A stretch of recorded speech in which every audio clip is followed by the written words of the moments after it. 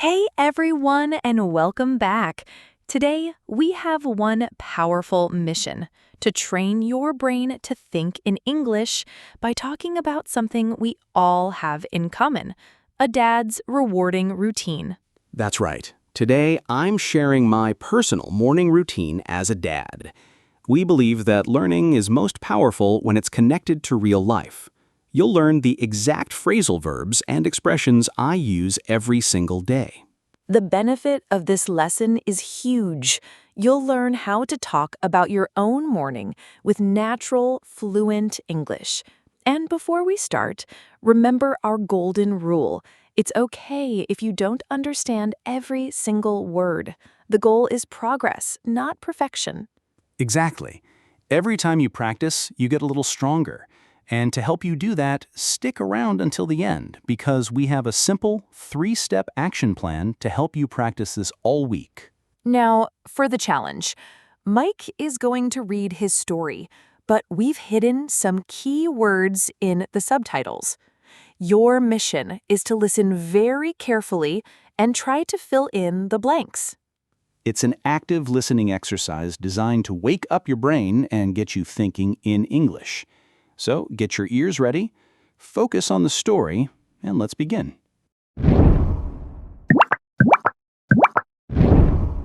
Today, I woke up at exactly 5:38 a.m., 2 minutes before my first alarm. Let me know in the comments if you're also the type of person who has 20 different alarms. As usual, I got up and started waking everyone up in the house. The dad life. Soon, I was ready to prepare breakfast and pack my kids' lunches for school. Today, their lunchbox snack will be chicken nuggets, 100% chicken breast, a juice box, and a banana. I think that's enough to keep them from getting hungry for the rest of the morning. For breakfast, I made them scrambled eggs on toast with milk to drink. My wife and I had the same egg sandwich and coffee with milk. After everyone was ready to go, we headed to the car so I could take them. I always warm up the car a bit before we leave. I think it helps extend the engine's life.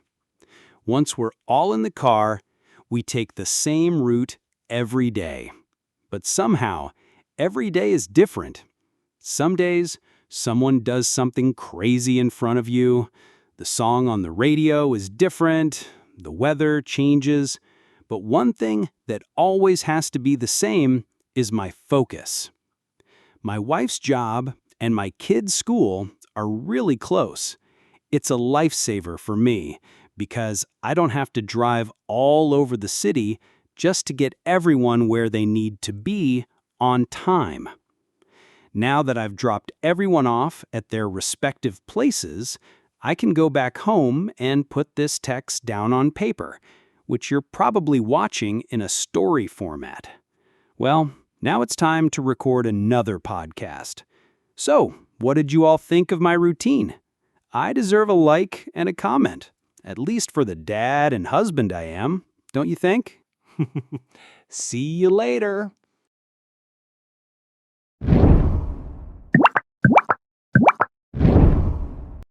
Tell us in the comments what your morning routine is like, whether you're a dad, a mom, or a kid. And by the way, how did you do on the challenge? Don't worry about your score, because the real learning starts now. Let's dive together into an analysis of the language used in his story. Tell us, Mike, what makes your story so fluid? Jelly, my story was told in the simple past since I described completed actions like woke up and prepared breakfast. But to really understand what makes a narrative like that sound authentic, let's dive deeper into the expressions and structures I used every single day. Great idea. I noticed some very interesting vocabulary you brought up. You mentioned having 20 different alarms. That's a perfect example of hyperbole, an exaggeration used to create a comic or dramatic effect.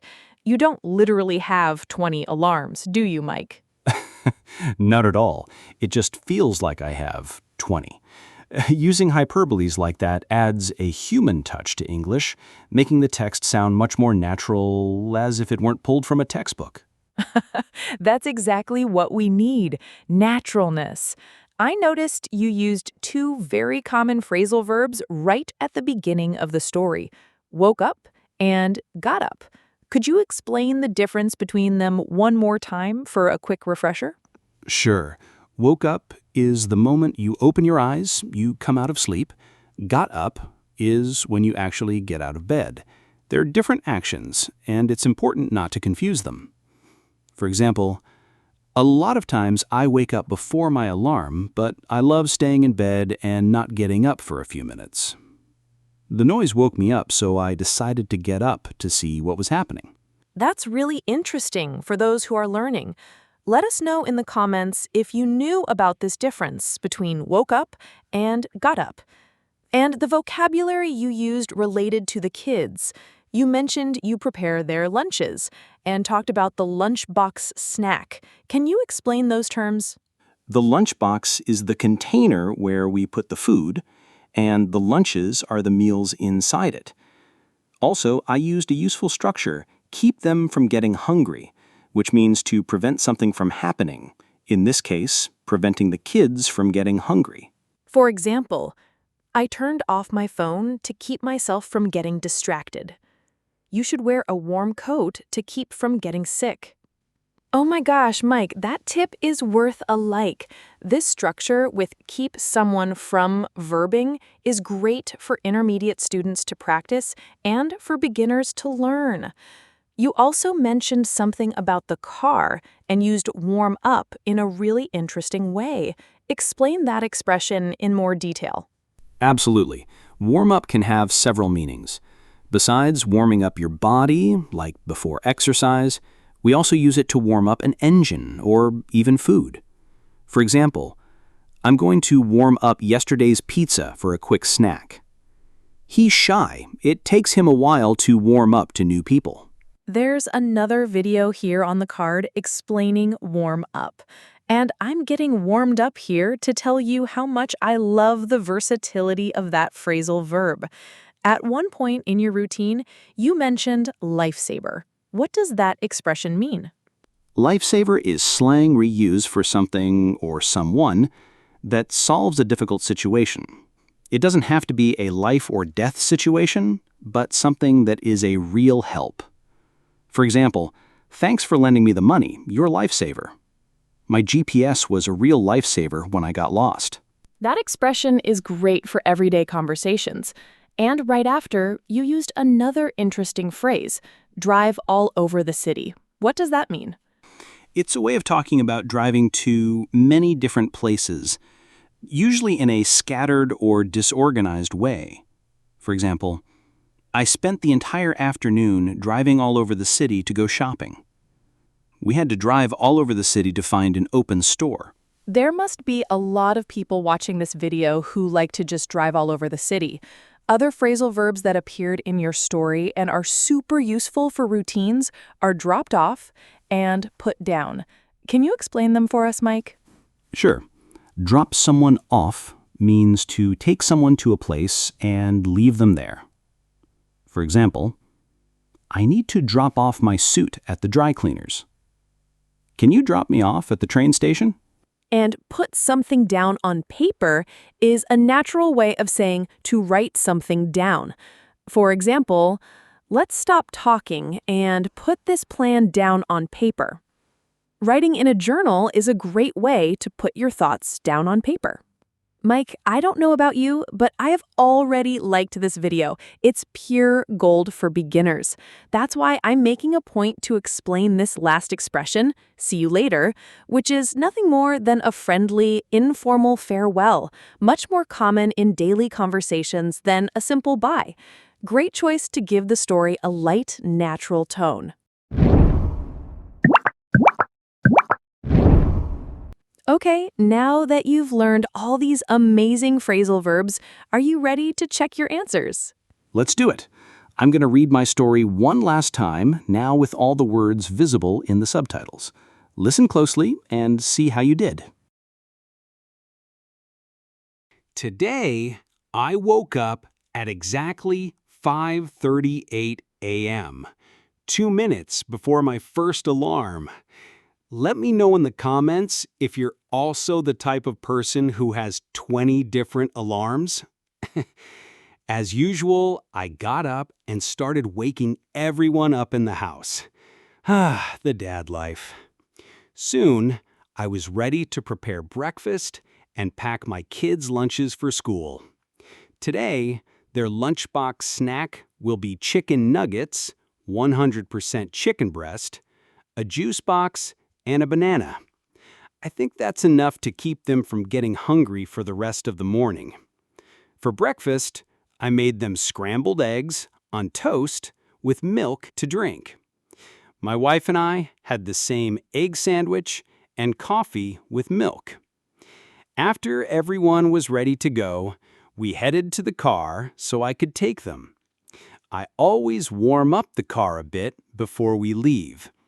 I think it helps extend the engine's life. Once we're all in the car, we take the same route every day. But somehow, every day is different. Some days, someone does something crazy in front of you. The song on the radio is different. The weather changes. But one thing that always has to be the same is my focus. My wife's job and my kids' school are really close. It's a lifesaver for me because I don't have to drive all over the city just to get everyone where they need to be on time. Now that I've dropped everyone off at their respective places, I can go back home and put this text down on paper, which you're probably watching in a story format. Well, now it's time to record another podcast. So, what did you all think of my routine? I deserve a like and a comment, at least for the dad and husband I am, don't you think? See you later.